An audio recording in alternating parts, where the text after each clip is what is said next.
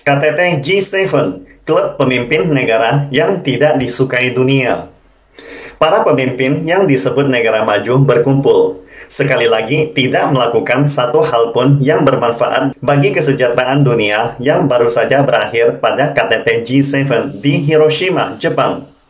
Seperti biasanya, tema abadi mereka adalah Rusia bajingan tua besar, China tidak punya hati nurani, dan negara barat paling hebat. Mereka tidak hanya mendiskreditkan Rusia dan China, tetapi juga mengundang Presiden Ukraina Zelensky untuk berpartisipasi dalam pertemuan tersebut untuk menjelekkan Rusia. Namun provokasi G7 terhadap China hanya akan merangsang lawan untuk bangkit lebih cepat dan adidaya. Atau sanksi mereka terhadap Rusia hanya akan membuat Rusia semakin kaya. Sebelum KTT G7 diselenggarakan, Amerika Serikat, Inggris, dan Uni Eropa telah berturut-turut mengumumkan babak baru sanksi berat terhadap Rusia.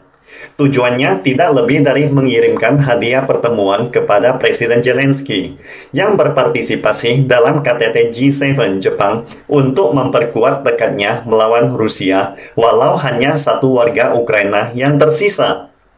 Akan tetapi, kenyataan membuktikan semakin parah sanksi Barat, semakin kaya Rusia jadinya. Menurut sebuah laporan data terbaru dari Dana Moneter Internasional menunjukkan bahwa PDB per kapita Rusia telah melebihi $15.000 pada tahun 2022, mencetak rekor terbaru sejak tahun 2013. Di bawah sanksi keras yang dijatuhkan oleh Amerika Serikat dan Eropa, ekonomi Rusia tidak hancur seperti yang diharapkan negara-negara Barat, tetapi bahkan sebaliknya membaik dalam hal pertumbuhan ekonomi.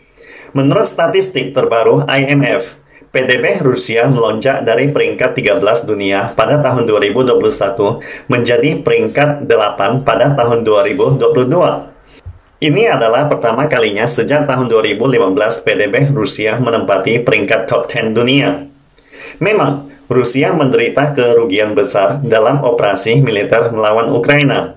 Tetapi berkat harga energi internasional yang kian melonjak, Rusia telah menghasilkan banyak keuntungan sebagai negara pengekspor energi utama. Meskipun Rusia telah menghadapi perlawanan besar dari negara-negara Barat dalam hal ekspor energi, namun mereka memperoleh dukungan besar dari China, India, Asia Tenggara, Turki, dan bahkan Jepang saat ini diam-diam membeli energi gas alam Rusia dalam jumlah besar. Serangkaian sanksi energi terhadap Rusia yang dibuat oleh negara Barat akhirnya mulai sepi dan menghilang. Saat ini, walaupun konflik antara Rusia dan Ukraina masih berlangsung dan sanksi Barat masih terus meningkat, akan tetapi Rusia telah melewati masa-masa yang paling sulit. Berkat melonjaknya harga ekspor energi, Rusia justru semakin kaya dalam pertempuran ini, yang menyebabkan negara Barat sendiri jatuh ke dalam situasi sulit atas isu konflik Rusia-Ukraina. PDB per kapita Rusia telah mencapai titik baru tertinggi, ditambah dengan kemenangan baru-baru ini di Bakhmut, yang membuat Presiden Rusia Vladimir Putin menertawakan 7 orang Kurd yang anti-Rusia tersebut. Fakta juga menunjukkan 25 negara di dunia mengalami penurunan PDB tahun lalu. Di antaranya termasuk banyak negara yang terlibat sanksi terhadap Rusia, seperti Inggris, Jerman, Prancis, Italia, Finlandia, dan Jepang. Jepang secara khusus mengalami penurunan PDB per kapita terburuk sebesar 15,2%. Terus terang, setelah melihat pesatnya pertumbuhan ekonomi Rusia, saya benar-benar tidak tahu bagaimana perasaan negara-negara di atas yang terlibat dalam sanksi terhadap Rusia. Resesi ekonomi, demam inflasi yang semakin tinggi, serta protes pemogokan umum maupun demo terus-menerus yang dilancarkan oleh rakyat yang kepentingannya tidak dipedulikan, telah membuat para pemimpin negara-negara G7 pusing 7 keliling.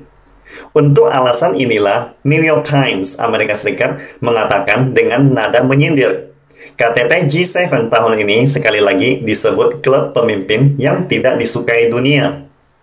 New York Times juga mengatakan, apa karakteristik umum dari para pemimpin negara peserta KTT G7? Jawabannya, warga di negara-negara ini tidak menyukai mereka. karena setiap pemimpin G7 terjerat dengan serangkaian masalah kehidupan rakyat mereka yang terlantarkan.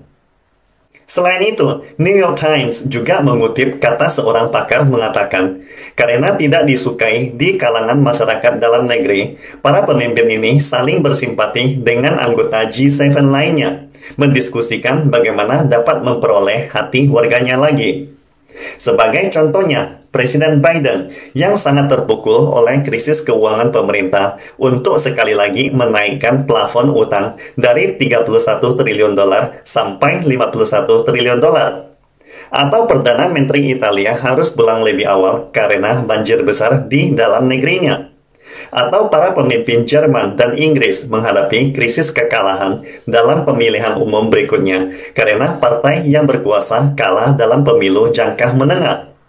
Ataupun Presiden Macron terpaksa memperpanjang usia pensiun, sehingga menimbulkan demo ketidakpuasan secara besar-besaran di dalam masyarakatnya.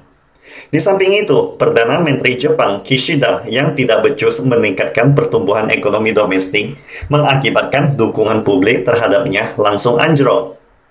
Singkatnya, para pemimpin G7 yang berkumpul di Hiroshima, Jepang kali ini seolah-olah mengadakan pertemuan khusus melawan China dan Rusia. Setelah beberapa hari traveling dan bersantai makan dan minum di Hiroshima, mereka akhirnya harus mengakhiri perjalanan dan kembali ke hari-hari berat yang menyiksa mental mereka. John J. Curtin, direktur dari G7 Research Group di Universitas Toronto, Kanada, mengatakan, pada saat jajak pendapat yang sangat rendah seperti sekarang ini, KTT G7 telah menjadi klub yang paling kesepian. Para pemimpin G7 berbagi rasa sakit politik mereka, terikat satu sama lain karenanya. Mereka memang pantas merasakan sakit yang mereka coba paksakan kepada Presiden Vladimir Putin dan rakyat Rusia. Perkembangan ekonomi Rusia semakin pesat dengan tingkat dukungan rakyat terhadap Presiden Putin melebihi 80%. Sebaliknya, tingkat dukungan dari para pemimpin G7 terus menurun. Sanksi negara barat dan kelompok G7 ini seperti senjata makan tuan. Mereka hendak menjatuhkan sanksi tambahan demi menyingkirkan Rusia. Tetapi justru negaranya sendiri yang kelaparan karena kekurangan pasokan pangan. Rupanya sanksi kelompok G7 ini tak memikirkan kepentingan masyarakat global. Tindakan sepihak negara-negara barat, terutama dari kelompok G7, telah mempercepat proses dedolarisasi dan memperburuk masalah pemutusan logistik maupun rantai moneter pasokan makanan ke pasar dunia. Pastikan Anda subscribe dan follow akun ini supaya senantiasa mendapatkan info terbaru tentang teknologi terkini AI berkaitan. Salam Indonesia Maju!